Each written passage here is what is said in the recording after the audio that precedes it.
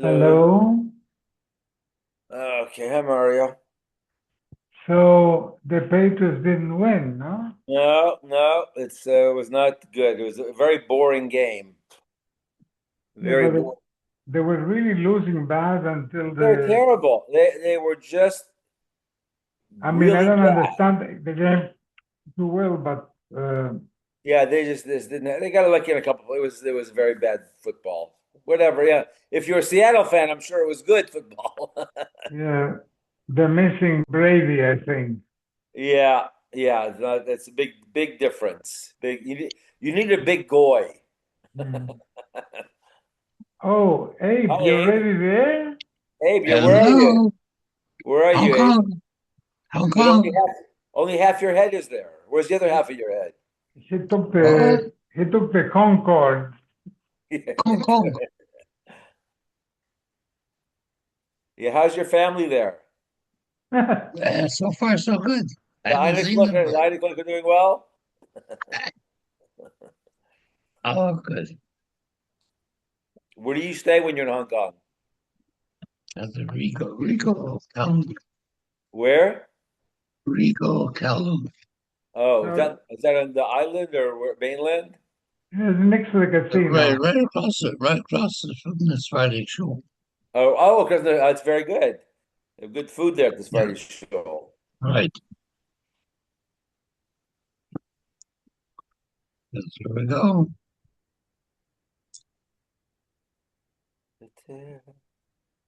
So when did you leave? Last night?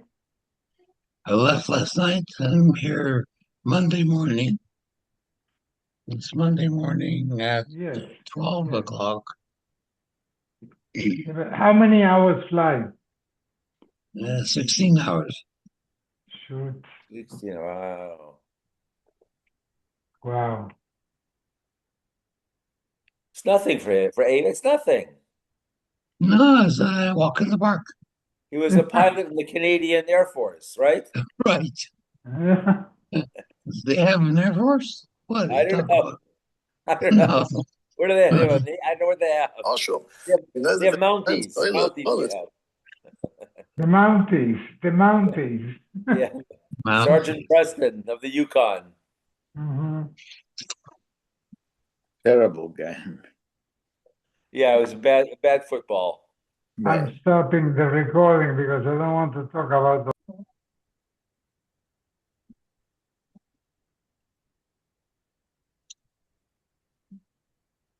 Motzei Super Bowl. Yeah. Yeah. I wouldn't call it Super Bowl. I don't know what kind of a bowl it It was, was but a meh bowl. yeah.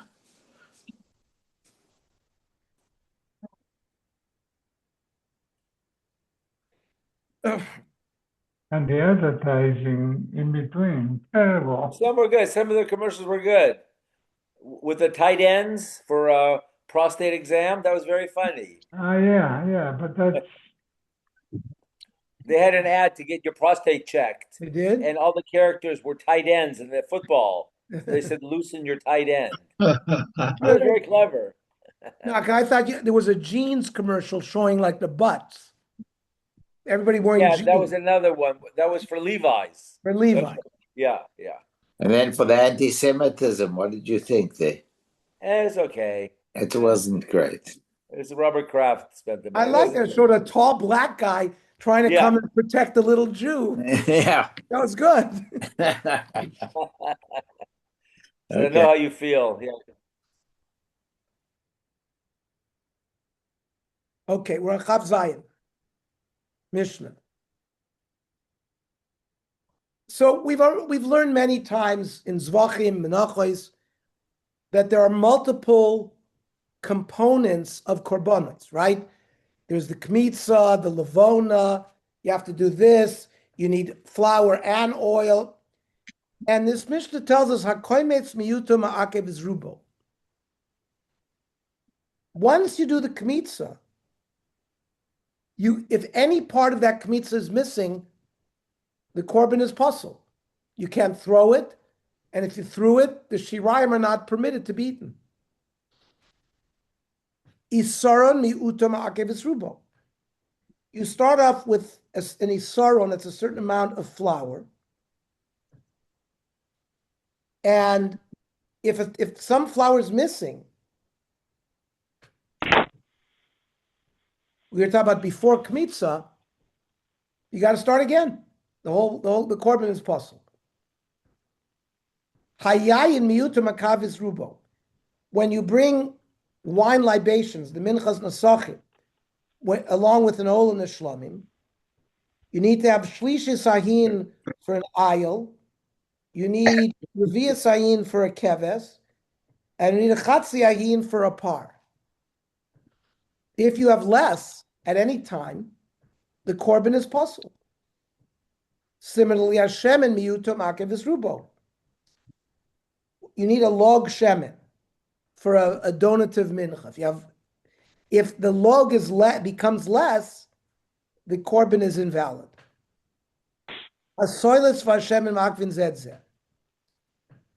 There are two minimum components to a mincha: flour and oil. If one is missing, the mincha is not good. Similarly, hakoymetz v'halavoina ma'akvin zed. For most menachos, you have, in order to eat the shirayim, you have to throw the kmitza and you have to throw the lavona.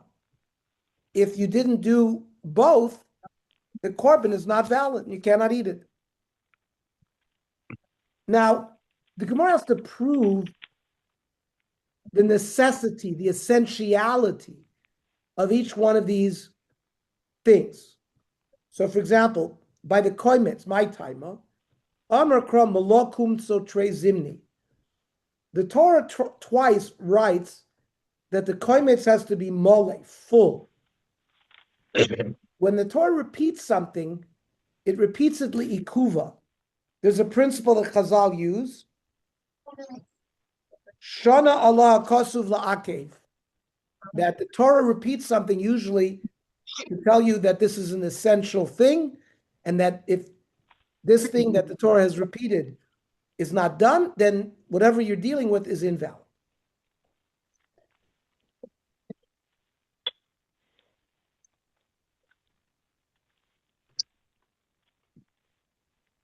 Yisara miyutamakav is rubo, my timer.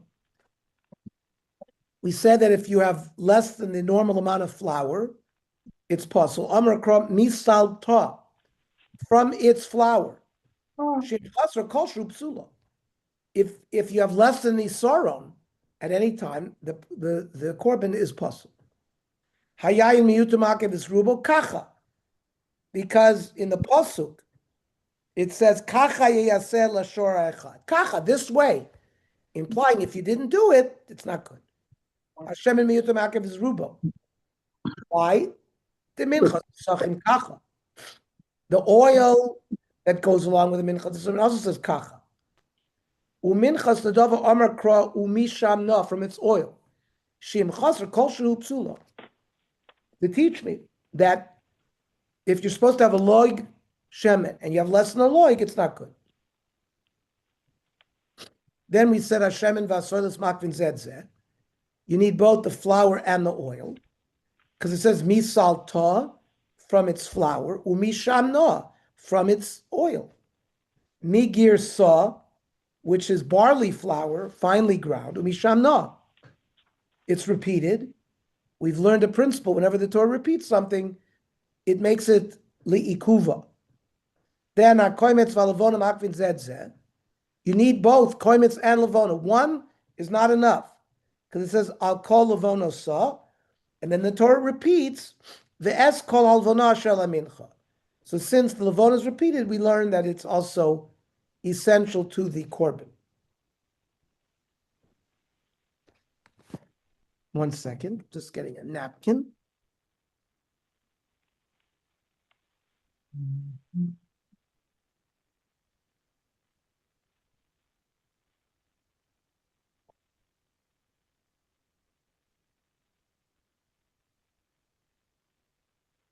Mishnah. Shnei seira yom kippurim akvin zed zed. The avod of Yom Kippurim, they had to find two identical goats, and the Kohen Gadol would do a lottery. And one would be La Hashem, and one would be La Zazel, would be sent out to the desert, pushed over a cliff, and it would have its bones broken as it falls off the cliff. That's the Sor La Zazel. And the Sor La Hashem is offered as a korban. You need both goats. You will not fulfill the avodas of Yom Kippurim without the two goats. Shnei kifsei atzeres makvin zed. On Shavuos, the main service in the Beis Hamikdash was the Shtei Lechem with the Shnei Chvosim. You had to offer two lambs, which then allowed you to eat the two breads. Now, what is this thing with breads on Shavuos? To give some understanding, so on the second day of Pesach, we would offer the Minchas HaOmer. That allowed the new wheat, Chadash, to be eaten by the people. But you still couldn't bring korbanos from the new grain. You had to count 49 days of the Omer. And by the way, the Omer was barley food. Who eats barley? Animals.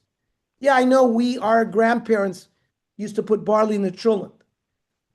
So we ate barley. But in general, barley was known at the time of Chazal as animal food. Because when it comes to being a human being, when we came out of Mitzrayim, we didn't really know anything. We were on a very low level. We were on Mem Tet Sharei Tuma. We had been influenced by the immorality of the Egyptians in all manners, avodah zarah, sexual immorality, etc. We had to count day by day, Sfira Sa'omer, and we had to refine our midos until Shavuos. Then we brought the Shtei Lechem, which was made out of wheat, human food. And now there was a heter to bring korbanos from Chadash. So that's the process. From Pesach to Shavuos, Minchas HaOmer to the Shtei Lechem. So now when we think about the Shtei Lechem, we know what we're thinking about. And in order to eat the Shtei Lechem, they had to shech the Shnei Chvasim. And you needed both lambs. If you lost one of the lambs, you couldn't eat the Shtei Chvasim. And same thing with the loaves. Shnei Stor Makvin Zed Zeh. Every week, we arranged 12 loaves, two towers of 6 loaves, which were placed on the shulchan, which was known as the lechem hapanim. On top of these 2 towers of breads, they put 2 spoons of spice, of levona. That had to be thrown on the fire in order for the kohanim to eat the lechem hapanim. You need both towers of the 6 loaves each. Shnei star makvin zed zeh, shnei bazichim makvin zed zeh. You can't get away without using the 2 cups of levona. And asdor and bazichim makvin zed zeh, you need both of them. You couldn't eat one without the other. Shnei minin sheben nazir. The nazir had to bring an aisle, and he had to bring 20 breads, 10 loaves and 10 wafers. So these 2 types, you had to bring both. If you didn't bring it, the Nazir didn't complete his purification. Then there were 3 aspects of the paraduma. Shlosha shebepara. Eitz erez, that's cedar wood, ve'ezov hyssop, ushni solas, like a red piece of red wool. Those 3 things were part of the paraduma. If you missed one of them, it's makev. Then arba shebetoida, the person who brought the korban toda had to bring 40 loaves of bread from 4 different types. 10 were matzah, 3 were chametz, 1 was baked, 1 was thick, 1 was thin. So again, the 4 components that made up the 40 loaves are ma'akev each other. If you don't have all four types, then your toda is not accepted. Here's something we understand. Arba shebelulav. You need the lulav, the esrog, the hadas, and the arav. These are the four species. If you had three species, it wouldn't be kosher. The arba shebemitzora. The mitzora also needed eitzeres, it needed azov, it needed shnit tolas, and it needed a pair of birds. So those are the four components involved in the purification of a mitzora.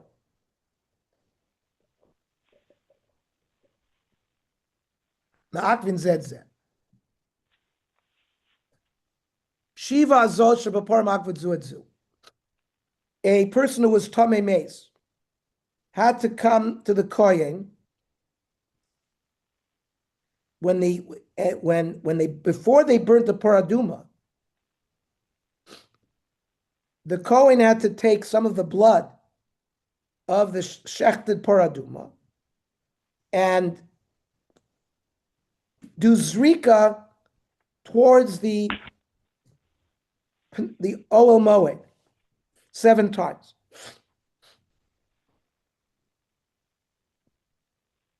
So these 7 had to be done. Similarly, there were times where only one time a year they did sprinkles in the Kodesh Kodashim 7 times. Sheva Zoy Shal Ben Abad, the Kohen Gadol would go into the Kodesh Kodashim with the Torahs and sprinkle blood above the Kodesh Kodashim 7 times. If he did 6, he didn't complete the avodah. Then he came out and sprinkled on the paroiches. But it wasn't just on Yom Kippur that you did that. The par helam davar shul tzibur, and if they made a mistake in psak, they also sprinkled on the paroiches 7 times. Then they went on the mizbech hazav, and they also had to sprinkle 7 times. So it's 21 on Yom Kippur. You had 21 sprinklings. Kodesh Kodashim, paroiches,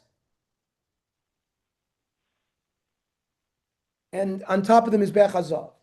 Did they ever wash the paroiches? We spoke about that. Yeah, we spoke. Well, I don't remember. They didn't wash it, right? In fact, if I recall, they would have this thing. They would take it out and show it to Klal Yisrael or something. Yeah. So they kept the paroiches for years. How long the base? Sure, I'm sure it's some. There's no issur to wash the paroiches. If it got too dirty or whatever, they washed it. I don't have any. No, we had that discussion, but I just don't remember what the maskona was. I don't think there's any problem with washing. They washed their begadim. If it became spattered with blood, there was a mitzvah to wash it. Yeah, but the paroiches. I don't remember there was a mitzvah of washing it, but if for practical purposes they needed to wash it. No, but so the paroiches was sprinkled with a lot of blood for the whole year. Yom Kippur, Yom Kippur, let's say Yom Kippur, par helam davar shul No. tzibur. That may not have happened too often. Okay, but I mean, By the way, a sprinkle is mamish a sprinkle. Walter, the Beis HaMikdash, was a very big place. yeah, no, I mean, but Paroches still, went from 20 amas from one side of the Eichel to the other. The yeah, sprinkling was just like a sprinkle. Whoop. yeah. Achas v'achas, achas v'shtayim. I get it, but it's still. Come on, parochis was white. I don't know if the parochis was white. What was it? Mauve. I don't know. We'll have to go. I don't know if the parochis was white. Okay. No, the tachash, all of those in the Mishkan, it was not white. They were made out of woolen, Woolen linen. Yeah, I all got sorts it. of woven things. Right. I'll look it up. I'll look it up. Okay. Okay. Now, just like the Gemara went through by Menachos, had to give a proof. Why is it la'akev? All these things we have to find proof. Shnei sirei Yom Kippur v'zed zeh, because it says at the end of Yom Kippur, the haizaz zos lahem lechukas olam. When it says chukah, everything part of that process is la'akev. Shnei kivsetzes makvin zed zeh, because it says havaya. It says kodesh yiyu Lashem lakohen. They shall be kodesh. Oh, look, the colors were blue, purple, and crimson. What of the paroches? Mm-hmm.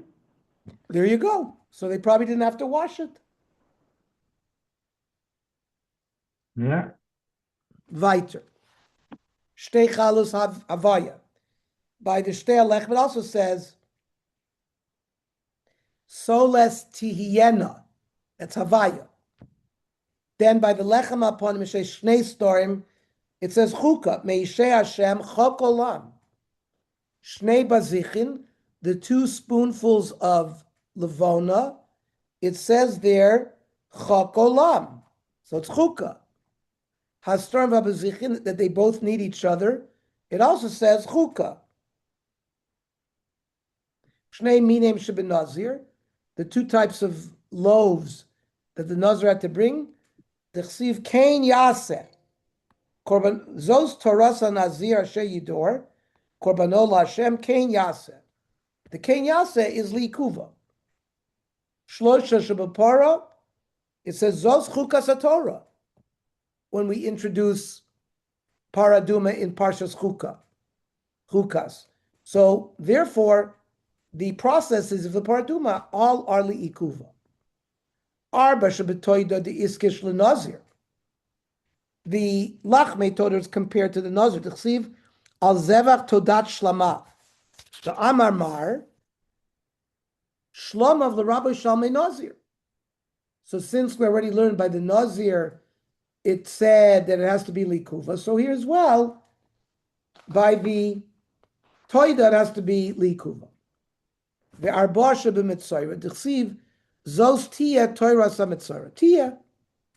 The arba shebelulav, it says, ulakachtem lachem bayom harishon, lekicha tamo.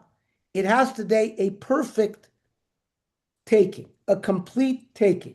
If you didn't take, because it says, ulakachtem lachem bayom harishon, priyetz adar, kapot tmar, priyetz adar's esro, kapot tmar means lulav. Ulakachtem lachem priyetz adar, kapot tmar, anaf eitz avot, v'arve nachal. That's the hadas and the arava. So it's got to be lakicha tamo. What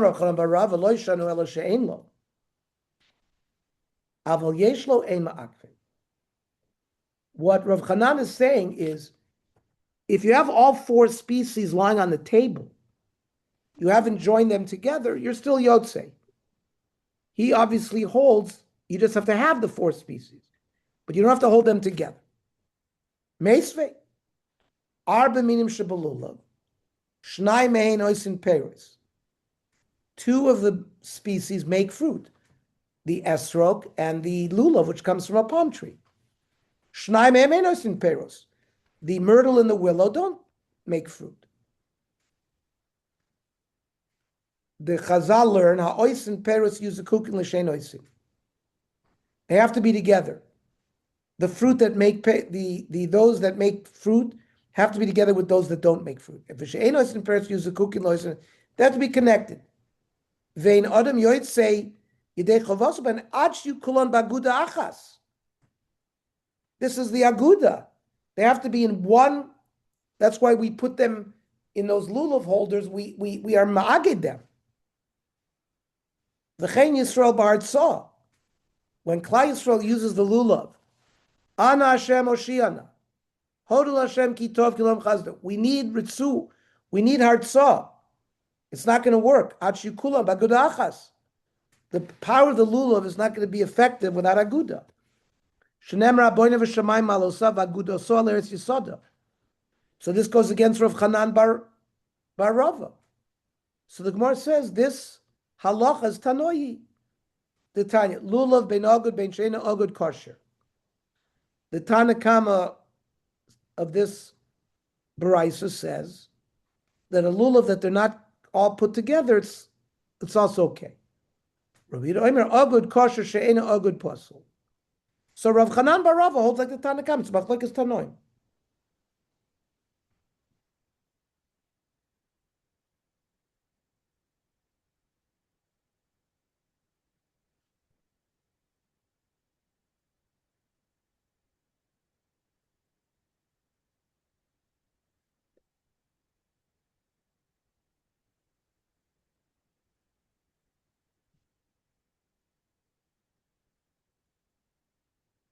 So my time at Rabbi Yehuda. Why does Rabbi Yehuda hold that you need to bundle the 4 species together? Gomar kicha kicha nagudas ezov.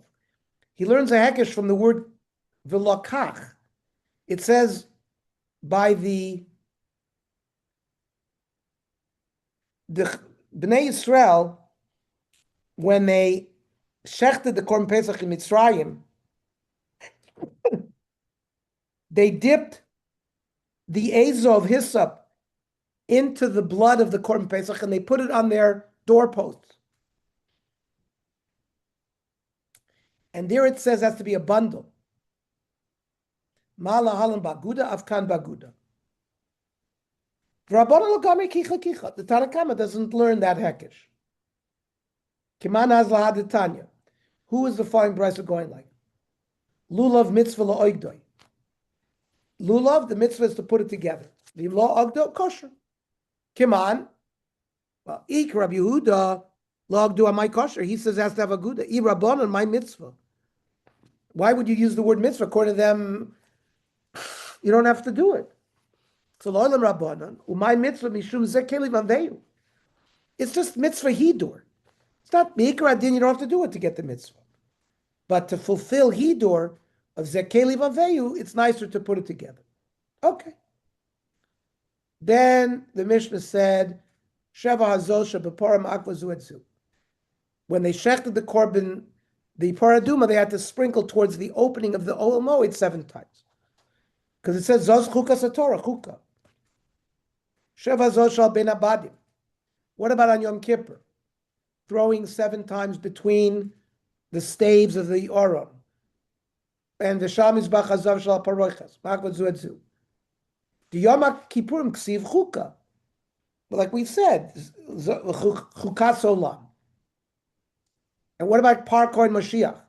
When the Kohen Gadol made a mistake in Psak, he would also sprinkle on the Paroiches, the Paralim Dover Shal Tzibur. When Beis Din made a mistake and they paskined, Udisir Avodas Kechavim, when they Beis Din paskin about Avodah Zarah improperly, Kidatanya, V'asal lapar kasher asal lapar. Matamadomer lichpos bazos. That means you have to do shim chisra achas min hamatonos lasaklo. Since the Torah repeated it, it teaches us that you need to do all of these hazos. Torah Rabbah. Sheva hazos shebapara. The sprinkling towards the Ohel Moed to prepare the paraduma. Sha'ason bein shelo lishmon bein shelo mechuvanos psulos. If you did it not thinking about the paraduma, you thought about something else, or you didn't do it in the direction of the Ohel Moed, in each case psulo. But v'shebifnim, the sprinklings that you do in the heichal v'shebimitzora, it's only shelo lishmon or psulos. Shelo mechuvanos ksheros. If they weren't directed directly to the Ohel Moed, they're also okay by the mitzora. I vatani gabi para shelo lishmon psulo shelo mechuvanos ksheros, not psulos. Rav Chisda loikash ha Rabbi Yehuda Rabbanon. It's about loikas Rabbi Yehuda Rabbanon that we're going to see in a baraisa right now. The Tanya. Mechusrei kapara. Let's remind ourselves about Tumah v'Tahara. You touch an avela, or you touch a sheretz, where you're tamei for that day. Or let's say you touched a dead body and you counted 7 days, and now you're on the last day. And you go to the mikveh 10 o'clock in the morning. You are a tvul yom. You may eat meiser, but you can't eat truma and kotche. That night, Erev Shemesh, you can eat truma and kotchim. Now, 4 types of tuma which are emitted from the body: zav, zava, mitzor, and yuledes. When they have Erev Shemesh on the night of the 7th day, they're still not tahor. They are called mechusar kippurim. They're lacking atonement. They need to go on the 8th day and offer korbanos. Then they can eat kotchim. So, as someone who is tamei, You're not allowed to walk into the Azor. You get on the penalty of Kores. So, if they did it b'shogeg chayv chatas, b'mezid onush Kores. It says, "V'isha asher yitma v'lo yischata," a man who became tamei and didn't go to the mikveh, v'nichras hanefesh hayim mitoch hakahal, ki es migdash Hashem timei.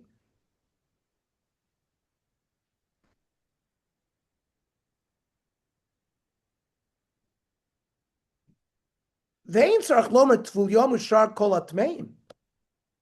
Certainly, a tvul yom is in a much earlier stage of tumah, that they have to bring a chatas if they did it b'shogeg and mezid if they did it, and a chorus if they did it b'mezid.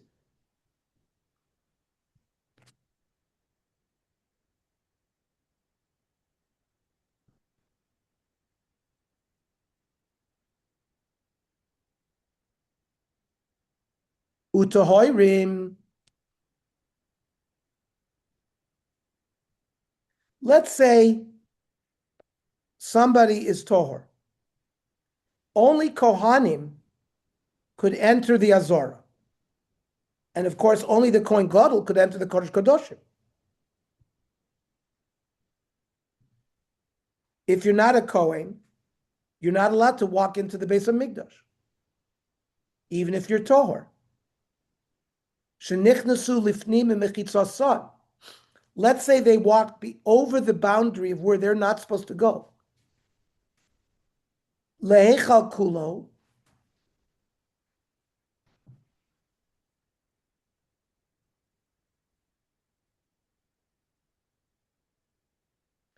There's 11 amos that Yisraelim were allowed to be in the Azara. Anything further than that, they couldn't go.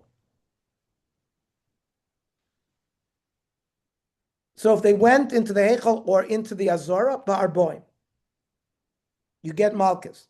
Because it says, Va'al yavo b'chol eit el HaKodesh. It's a lav. A regular lav is punished with Malchus. Now, mi beis la paroches al pnei kapores,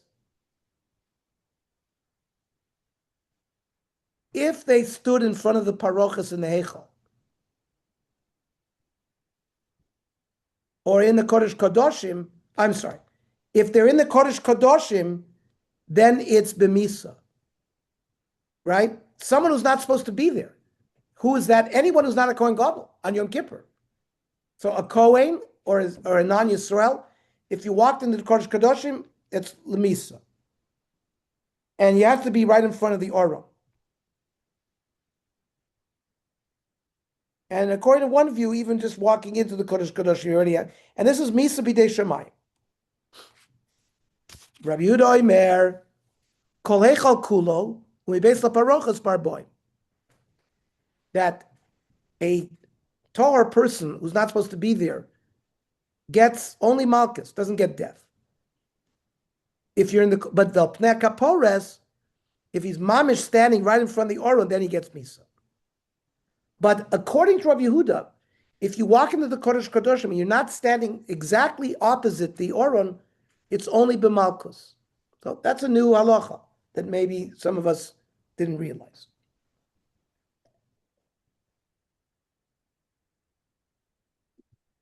What's the source of this machlokas? B'may komiflagi. B'hai kro. They argue in the interpretation of the following pasuk. Vayomer Hashem el Moshe. Daber la'aron achicha v'al yavo b'chol esel HaKodesh. You can't walk any time into the Kodesh mibeis laparoches al pnei kaporos, from within where the paroches is, in front of the Aron HaKodesh, asher al Aron v'lo yamus. Rabbanon Savri el HaKodesh v'lo yavo. Walking into the Heichal is just a lav. Mi beis la parochas v'bnei kaporos b'lo yonus. Walking into the, once you cross within the parochas and you're in the Kodesh Kodoshim, either one is b'misa. Rav Yehuda Sover la Kodesh mi beis la parochas is b'lo yavo. There's only a lav. When you're in the Kodesh Kodoshim, not immediately in front of the Aron. Vel pnei kaporis, you got to be in front of the kaporis, which is the cover of the Aron. That's below Yomus. My time at Rabbanon. If Rabbi Yehuda is correct, say the Chacham lichtav rachmona ela kodesh vel pnei paroches vel pnei kaporis. V'lo boimi beis la paroches. You don't need that extra word. Ve'anamina, and I would have thought heichal is mechayev. Walking into the heichal alone, you get balkas. Then, if that's the case, beis la paroches mi boy, it should be a kavachoymer that if you walk within where the paroches is, that you would get malkas. So mi beis la paroches to kaz rachmana lamali shmamina b'misa. That any time you walk within the curtain and the paroch is divided between the Heichel and the Kodesh. So anywhere in the Kodesh gives you Misa, says the Rabbana. The Rabbi Yehuda, Ikas Rabbana Ela Kodesh, which refers l'chora to the Heichel. The law cause of me based la parochas wouldn't write that from within the curtain. Hava mina my Kodesh me based la parochas. I might have thought that the word Kodesh refers only to the Kodesh Kadoshim, not to the Heichel. And I would have then thought there's only a lav with Malkus when you go into the Kodesh Kadoshim, and there is no Malkus when you walk into the Heichal. Aval Heichal lav nami lo. So that's why it had to write it the way it wrote it to give you the lav for the Heichal. But Rabbanon reject that. That's not a good svara to say Avamina. The Heichal kulo ikra Kodesh. We see many examples where the whole Heichal is called Kodesh, Shenemar. V'hivdila parochas lachem. What in fact does the parochas divide between? Beina Kodesh, the Heichal where the menorah was, the shulchan was, the mizbech hazov, uvein Kodesh HaKadoshim. V'Rabbi Yehuda my taima Kidakami Rabbanon that you get Misa, even if you didn't walk in front of the Kodesh HaKadoshim like the Rabbanon learn. Lichtov Rachmana Ela Kodesh Umi Beisla Paroches. The low boy, you wouldn't even need to say Alpnei Kaporis. If you get Misa, just stepping your foot, your pinky in the Kodesh Kadoshim, nowhere near the Aron, why would you have to repeat it and say, oh, you got to be in front of the Aron? It's superfluous. Mi Beisla Paroches B'Misa. If you're already getting deaf walking into the Kodesh Kadoshim, even not by the Aron, Alpnei Kaporis, my boy, is there any Shaila that you would get that in front of the Aron? So then El Pnei Kaporis to Kozrach Labali. Shma Mino El Pnei Kaporis B'Misa Mibais LeParochas Bazar. To differentiate the punishment. Only standing in front of the Aron do you get Misa. Anywhere else in the Kodesh Kadoshim, it's only a lav with Malchus. How do the Rabbanon respond? Rabbanon. Hachanami deloitzrach. We agree that you don't need it.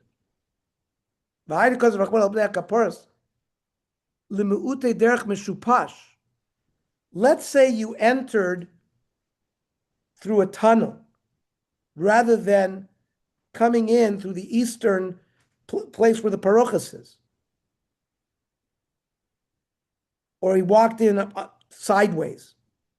We'll see it's like a kilach yad, like going like this. You know, when you do something kilach yad, you don't get the full punishment. Mekapor is to teach us that if you come in an unusual way, you will not get misa. Kireton and Rav Eliezer ben Yaakov. El pnei kapores kedma ze banaot kol makom shnemer pnei eno el pnei kodim. You got to come into the Kodesh Kadoshim mamish from Mizrach in towards Ma'ariv. But if you come in through tunneling or walking in backwards, something like that, you don't get misa. Rabbi Yehuda, lema kra pnei. What's my El? That El pnei, as you come closer to the kaparis, you're going to get misa. Shma mino El dafka. According to Rabbi Yehuda, it's mamish like that. You have to. It's only when you approach the Aron HaKodesh according to Rabbi Yehuda that you get misa. V'Rabbanon el loy dafka. Rabbanon hold that it's not so. You get it even when you're not mamish there. Rabbi Yehuda de Omer al pnei kaporas dafka means v'hizal nochach nami dafka. When you prepare the paraduma and you have to sprinkle the blood towards the Pesach of the Ol Moed, it's dafka got to be like that. That's why it's got to be mechuvanos, exactly like that. There, by standing in front of the Aron HaKodesh, it's not exactly, even if you're not there, you get the punishment. Same thing, if you sprinkle towards the Mishkan, it's enough. Maski fla Rav Yosef. Le Rabbi Yehuda, mide el dafka, al nami dafka. If he's learning El as to be right in front of the Aron, it says you have to do the zrika al pnei kapoiris, which seems to be on top. But el demikdash sheni d'lavi Aron v'kaporis. Gentlemen, there were many differences between Bayis Rishon and Bayis Sheni. The most important difference was the Aron was not present in the Kodesh Kodashim. King Yoshiyahu HaMelech, we learned when we went through our Navi Shir, buried the Aron 18 years prior to Nebuchadnezzar coming and destroying the Beis HaMikdash. So Bayis Sheni did not have an Aron and did not have a Kaporis. Now, if El for Rabbi Yehuda is Dafka, and Al therefore is going to be Dafka, and therefore the blood had to be done ala Kaporis, on the Kaporis, there was no Kaporis in Bayis Sheni. How did they sprinkle blood in Bayis Sheni? Would Rabbi Yehuda hold Achanami D'Lavid Azos? We've already learned that the sprinklings of the Kohen Gadol is Ma'akev. There's no atonement on Yom Kippur unless the Kohen Gadol does those sprinklings. So Rabbi Yehuda can't hold that the Kohen Gadol didn't do it. Rabbi Ula Amar Kra, the Chiperes Migdash HaKodesh. He is going to have kapara for the Kodesh Kadosh. Makom HaMakudosh LeKodesh. So it's the place that is Kodesh, not necessarily the presence of the Aron. So as long as the sprinklings are done in the place where the Aron was, that's enough. The Baraisa that says you don't have to sprinkle directly towards the Pesach of Ol Moed, that's the Rabbanon, not like Rabbi Yehuda. The one that says that you have to sprinkle dafka there is Rabbi Yehuda, who held that you have to sprinkle right in front of the Aron. Okay. These are famous sugyas. The sugyas we learned today.